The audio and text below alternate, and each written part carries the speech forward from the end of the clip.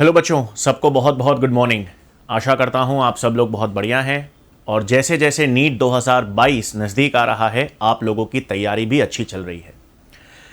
देखो बच्चों, ये जो चैनल मैंने बनाया है प्रथम नहाटा सर, ये चैनल इस उद्देश्य से बनाया है कि जितने भी विद्यार्थी, जितने भी स्टूडेंट्स जो हिंदी माध्यम के हैं, इंग्लिश मीडियम के स्टूडेंट्स हैं, जो नीट की तैयारी कर रहे हैं या फर्स्ट ग्रेड या सेकंड ग्रेड एग्जाम्स की तैयारी कर रहे हैं, उनमें बायोलॉजी और जीव विज्ञान के कौन कौन से टॉपिक्स महत्वपूर्ण हैं, किस प्रकार के प्रश्न बन सकते हैं, कौन कौन से इंपॉर्टेंट कॉन्सेप्ट्स हैं जो आपको ध्यान रखना है, उस उद्देश्य से बनाया गया है। तो अगर आपको वीडियो पसंद आता है, अच्छा लगता है, जो नॉलेज या जो कंटेंट मैं आपको दे रहा हूं उसमें आपको मजा आता है, तो इसे जरूर सब्सक्राइब कीजिएगा और शेयर कीजिएगा अपने दोस्तों के बीच में।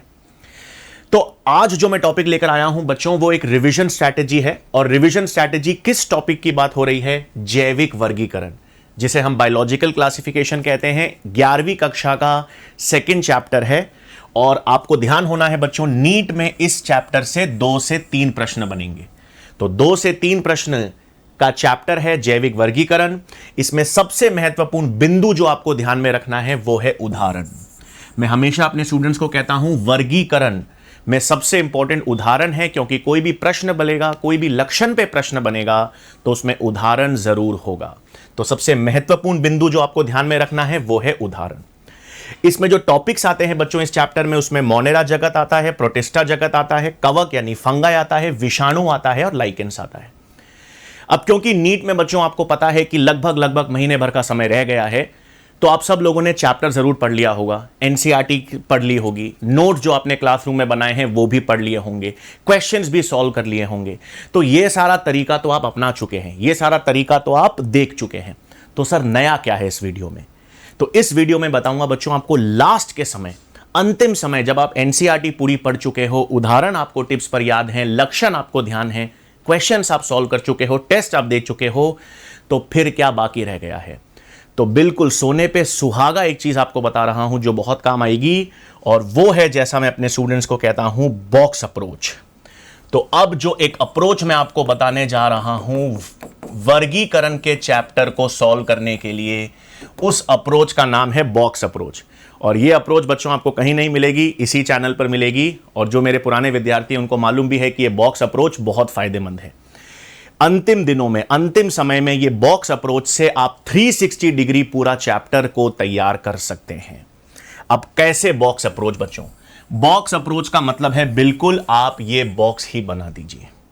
अब इस बॉक्स में इस पूरे चैप्टर से संबंधित जितने उदाहरण हैं, क्योंकि जब हम एनसीईआरटी पढ़ते हैं बच्चों, या जब क्वेश्चंस हम सॉल्व करते हैं, तो हम मोनेरा जगत पढ़ते हैं पहले, उसमें हम आर्की जीवाणु, यू जीवाणु, बैक्टीरिया पढ़ते हैं। फिर हम लोग आते हैं प्रोटिस्टा जगत पर, प्रोटिस्टा जगत के उदाहरण पढ़ते हैं। फिर हम आते हैं कवक पर, फंगाई के उदाहरण पढ़ते हैं। फिर वायरसेस पढ़ते हैं और फिर लाइकेंस पढ़ते हैं। अब मैंने अप्रोच क्या बनाई है बच्चों, क्योंकि ये रिवीजन क्लास है, रिवीजन स्ट्रैटेजी है, तो आप एक बॉक्स में जितने उदाहरण एनसीईआरटी में है उस बॉक्स में मैं डाल रहा हूं। तो मैं क्या क्या डाल रहा हूं बच्चों, ध्यान दीजिएगा। मैं यहां पर ऐड कर रहा हूं ट्राइकोडर्मा, ठीक है, रैंडम, बिल्कुल ट्राइकोडर्मा। मैं यहां पर ऐड कर रहा हूं वायरोइड्स। मैं यहां पर ऐड कर रहा हूं इकोलाई। मैं यहां पर ऐड कर रहा हूं मेथेनोजन्स। मैं यहां पर ऐड कर रहा हूं यीस्ट्स। मैं यहां पर ऐड कर रहा हूं राइजोपस। मैं यहां पर ऐड कर रहा हूं म्यूकर। मैं यहां पर ऐड कर रहा हूं पक्सीनिया। यहां पर ऐड कर रहा हूं यूग्लिना। यहां पर ऐड कर रहा हूं अमीबा। यहां पर ऐड कर रहा हूं प्लास्मोडियम। ठीक है बच्चों, यहां पर मैं ऐड कर रहा हूं एल्ब्यूगो। यहां पर अब मैं ऐड कर रहा हूं ट्राइपैनोसोमा। यहां पर मैं ऐड कर रहा हूं पैरामीशियम। आप समझ रहे हो बच्चों, इस चैप्टर में मैंने कोई सीक्वेंस फॉलो नहीं किया है, एक यादृच्छिक, एक रैंडम तरीके से एक बॉक्स अप्रोच बता रहा हूं, और ये लास्ट में कितना जबरदस्त आपको फायदा देगी वो बात करेंगे। तो लगभग मैंने यहां पर ट्राइकोडर्मा, एक और मैं ऐड कर देता हूं बच्चों यहां पर पेनिसिलियम, यहां पर ऐड कर देता हूं नोस्टॉक, और मैं थोड़ा सा यहां चाहूं माइकोप्लाज्मा, एनाबीना। ठीक है बच्चों, तो एक बॉक्स अप्रोच क्या है? बॉक्स अप्रोच ये हमेशा वर्गीकरण में मेरा सबसे पसंदीदा चीज है। तो इस बॉक्स अप्रोच में मैंने जितने उदाहरण थे, अब आप समझ रहे होंगे बच्चों, इसमें मोनेरा जगत के उदाहरण भी हैं क्योंकि जीवाणु भी हैं, इसमें प्रोटिस्टा जगत के उदाहरण भी हैं, आपको दिख जाएंगे, इसमें कवक फंगाई भी है, इसमें वायरॉइड्स भी हैं, लगभग सारा जो है जगत के उदाहरण मैंने यहां पर दे रखे।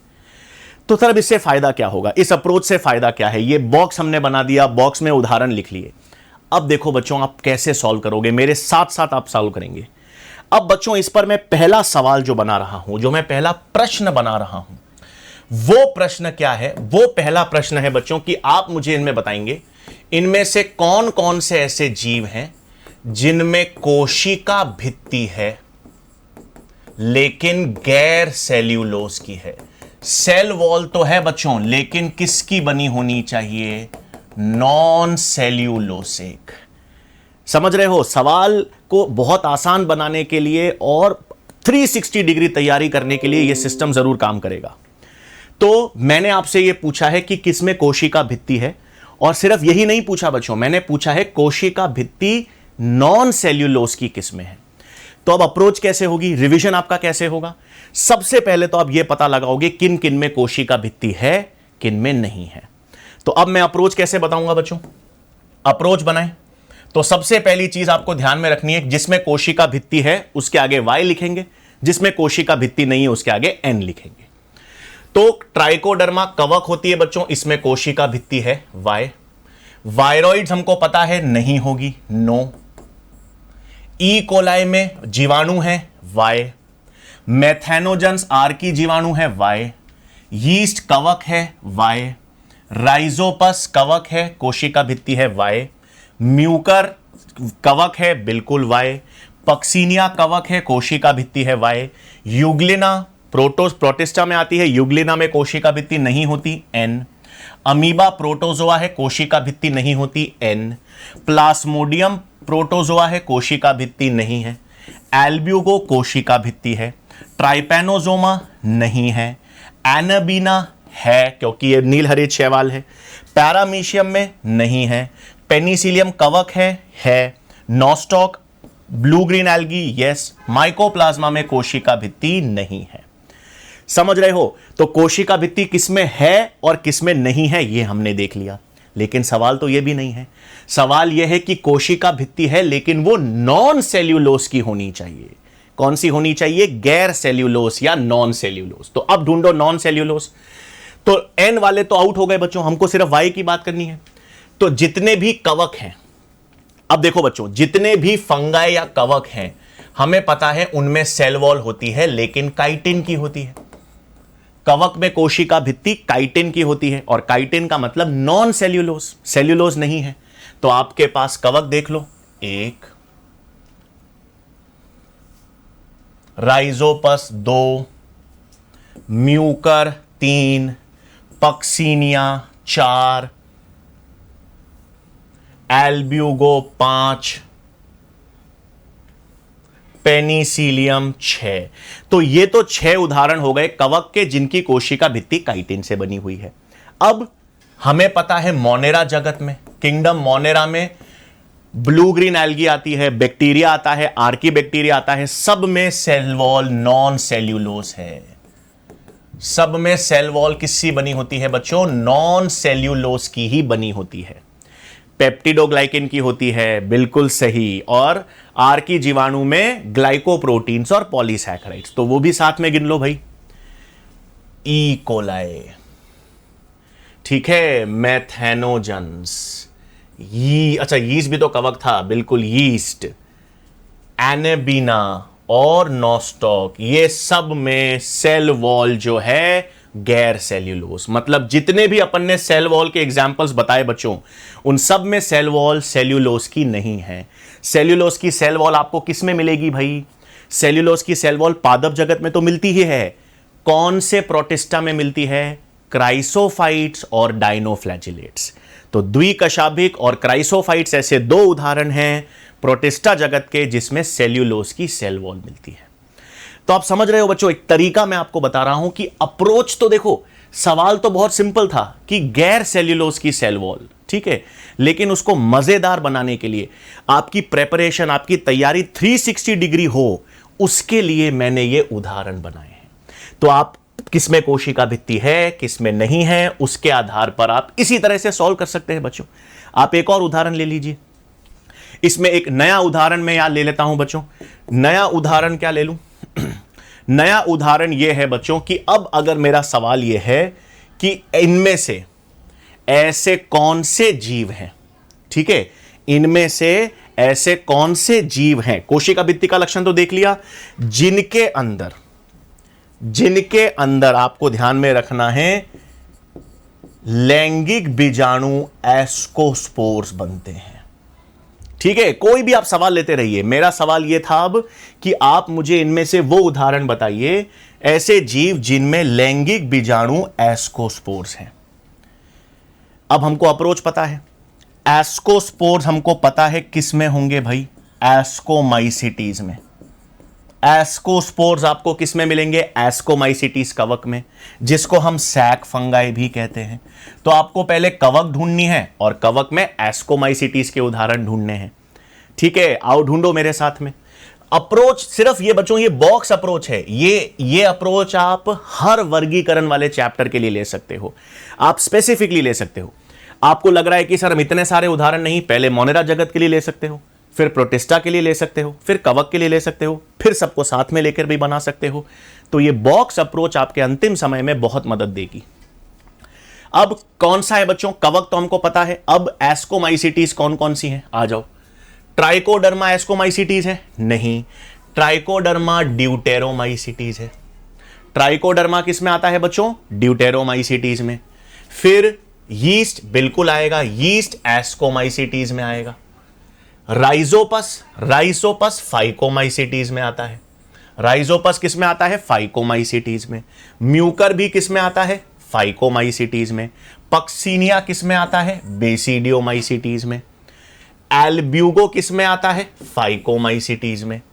फिर आपके पास पेनिसिलियम किस में आता है, एस्कोमाइसिटीज में। तो एस्कोमाइसिटीज वाले कवक कौन कौन से हो गए बच्चों, यीस्ट हो गया इसमें और पेनिसिलियम हो गया है। तो इस बॉक्स अप्रोच से आपको बहुत फायदा मिल सकता है। जब आप रिवीजन कर रहे हैं, आपको लग रहा है कि सर एनसीईआरटी तो हमने 10 बार पढ़ ली है, सर नोट्स भी हमने 10 बार पढ़ लिए हैं, एक क्रमबद्ध रूप से एक सीक्वेंस में तो हम पढ़ ही चुके हैं। तो अब लास्ट टाइम क्या करें, टेस्ट भी दे रहे हैं, क्वेश्चन भी दे रहे हैं, लास्ट टाइम ऐसी क्या चीज करें जो हमारी तैयारी को ऐसे पूरा कंप्लीट कर दे। तो ये बॉक्स अप्रोच आपके लिए काम करेगी। इसी तरह के वीडियोस बच्चों, ऐसे ही वीडियोस, ऐसे ही वन शॉट सिस्टम्स, क्या क्या नई चीजें, क्या क्या नवाचार, क्या क्या नए अप्रोचेस जो हैं वो लास्ट के 30 दिनों में आप अपना सकते हो, जिसमें आपको इंट्रीग बना रहे, जिसमें मजा आनंद बना रहे। क्योंकि अंतिम समय है बच्चों, एग्जाम्स पास में आ रहा है, तो थोड़ा डर भी लगता है, थोड़ा सा घबराहट भी होती है कि कैसे आएगा पेपर, कैसे होगी, हमारी तैयारी है या नहीं। काफ़ी बार स्टूडेंट्स मुझे बोलते हैं सर हम चीज़ें याद रख पा रहे हैं, नहीं रख पा रहे, हम समझ नहीं पा रहे हैं, हमको कितना आता है कितना नहीं आता है ये पता नहीं कर पा रहे हैं। तो ये बॉक्स अप्रोच आपके लिए बहुत फायदेमंद होने वाली है। ठीक है बच्चों, इसी तरह से ऐसे ही वीडियोस, ऐसे ही कॉन्सेप्ट्स बेस्ड वीडियोस मैं आपके लिए लाता रहूंगा। इस चैनल पे बने रहिए, इसे सब्सक्राइब कर लीजिए और अपने दोस्तों के मध्य जरूर शेयर कीजिएगा। तो नेक्स्ट वीडियो में बहुत जल्दी मुलाकात होगी। Thank you.